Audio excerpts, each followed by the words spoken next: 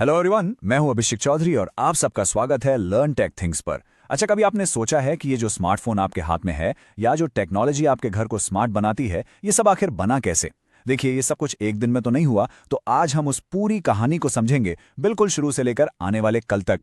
आज ना हम एक सफर पर चलेंगे ये समझने के लिए कि हमारी ये डिजिटल दुनिया इतनी स्मार्ट आखिर हो कैसे गई। जरा सोचिए, आप एक क्लिक से खाना ऑर्डर कर लेते हैं, वीडियो कॉल पर दुनिया के किसी भी कोने में बैठे इंसान से बात कर लेते हैं और आपके घर की लाइट्स तक आपकी आवाज सुनती हैं। यह सब कोई जादू नहीं है, ये सालों की इनोवेशन का एक के बाद एक आई नई टेक्नोलॉजी का नतीजा है। तो चलिए इस सवाल का जवाब ढूंढते हैं। इस स्मार्ट दुनिया का राज एक चेन ऑफ इनोवेशन में छुपा है। मतलब हर नई टेक्नोलॉजी ने पिछली टेक्नोलॉजी की किसी न किसी कमी को दूर किया और आगे का रास्ता बनाया। इस पूरी कहानी को आसानी से समझने के लिए ये रहा हमारा रोड मैप। हम 1980s के पर्सनल कंप्यूटर से शुरू करेंगे, फिर इंटरनेट, क्लाउड, ब्लॉकचेन और आईओटी को समझेंगे और आखिर में क्वांटम कंप्यूटिंग के फ्यूचर तक पहुंचेंगे। तो चलिए शुरू करते हैं। ओके, तो शुरू करते हैं हमारे पहले सेक्शन से, from PCs to the internet. इसे आप वो नींव, वो फाउंडेशन समझ लीजिए जिसके बिना आज की कोई भी स्मार्ट टेक्नोलॉजी, चाहे वो आपका फोन हो या स्मार्ट टीवी, एग्जिस्ट ही नहीं कर सकती थी। इसलिए सबसे पहले हमें कंप्यूटर्स की शुरुआत और उनके आपस में जुड़ने की कहानी को समझना ही होगा। जरा इस टाइमलाइन को देखिए। 1980s में पर्सनल कंप्यूटर्स ने घरों और ऑफिसेज में अपनी जगह बनाई। ये एक बहुत बड़ी क्रांति थी, सीरियसली। लेकिन इमेजिन कीजिए, हर कंप्यूटर एक अलग आइलैंड की तरह था, बिल्कुल अकेला। आपको एक कंप्यूटर से फाइल दूसरे कंप्यूटर पर ले जाने के लिए फ्लॉपी डिस्क का इस्तेमाल करना पड़ता था। फिर आया 1990s और इसने सब कुछ बदल दिया। इंटरनेट ने इन सभी अलग अलग आइलैंड्स को जोड़कर एक बहुत बड़ा ग्लोबल नेटवर्क बना दिया। तो आखिर प्रॉब्लम क्या थी उस टाइम?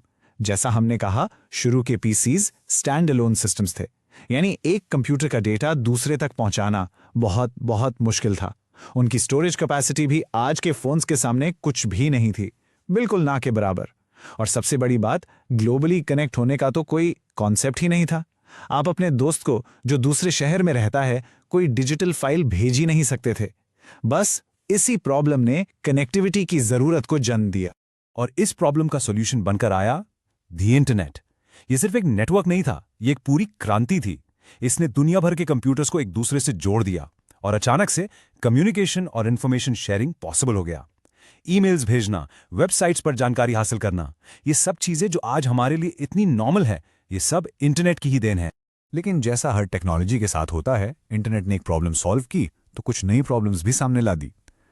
शुरू में इंटरनेट की स्पीड बहुत ही स्लो थी, सिक्योरिटी एक बहुत बड़ा इशू था और सबसे बड़ी प्रॉब्लम यह थी कि हर वेबसाइट और सर्विस कंपनीज के बड़े बड़े महंगे महंगे सर्वर्स पर चलती थी। इन सर्वर्स को खरीदना, मेंटेन करना और मैनेज करना छोटी कंपनीज के लिए बहुत मुश्किल था। और यही सर्वर्स की प्रॉब्लम हमें हमारे अगले सेक्शन की तरफ ले जाती है।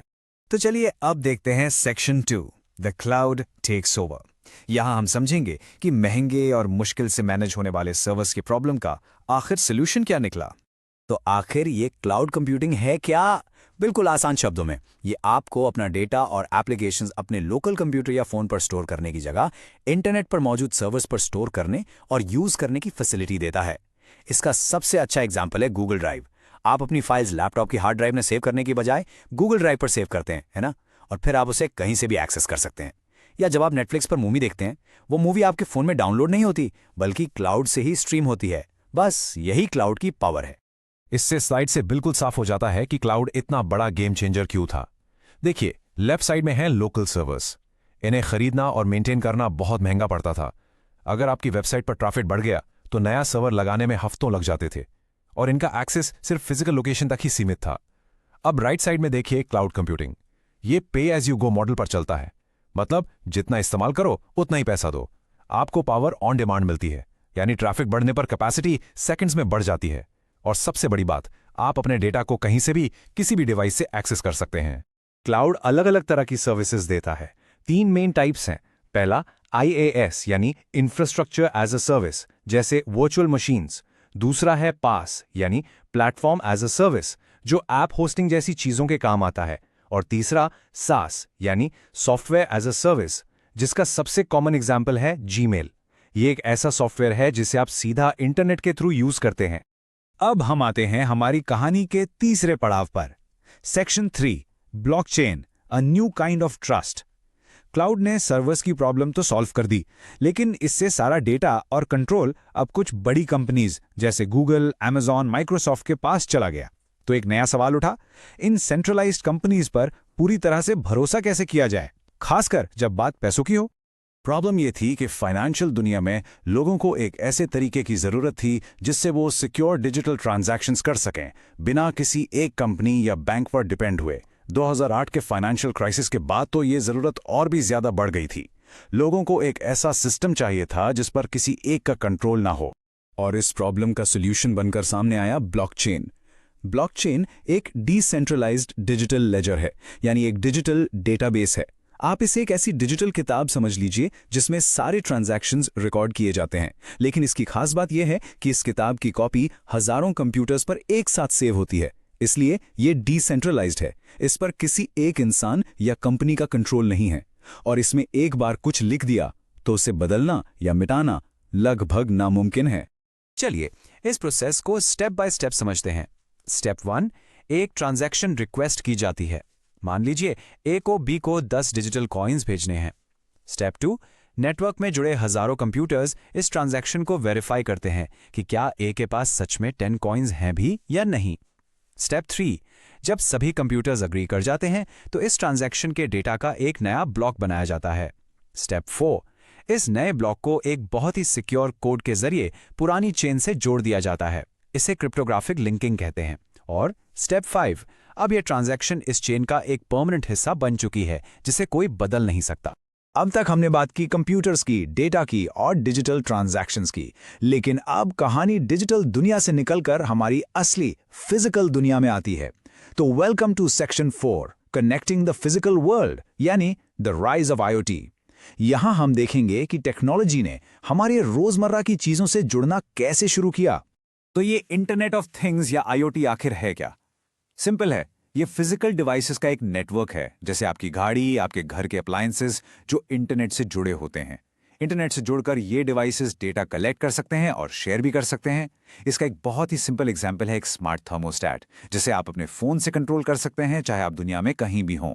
एक IoT सिस्टम के 4 मेन पार्ट्स होते हैं। चलिए उसी स्मार्ट थर्मोस्टैट के एग्जाम्पल से समझते हैं। पहला है डिवाइस या सेंसर। ये वो थर्मोस्टैट है जो कमरे का टेम्परेचर मेजर कर रहा है। दूसरा है कनेक्टिविटी। ये आपका वाईफाई या मोबाइल नेटवर्क है जो टेम्परेचर का डेटा इंटरनेट पर भेजता है। तीसरा है डेटा प्रोसेसिंग। क्लाउड में एक सर्वर इस डेटा को रिसीव करता है और एनालाइज करता है। और चौथा है यूजर इंटरफेस। ये आपके फोन की ऐप है जहां आप टेम्परेचर देखते हैं और उसे बदल भी सकते हैं। ये चारों मिलकर एक पूरा IoT सिस्टम बनाते हैं। हमने अब तक अलग अलग टेक्नोलॉजीज के बारे में जाना, लेकिन सच्चाई ये है कि ये टेक्नोलॉजीज अकेले काम नहीं करती।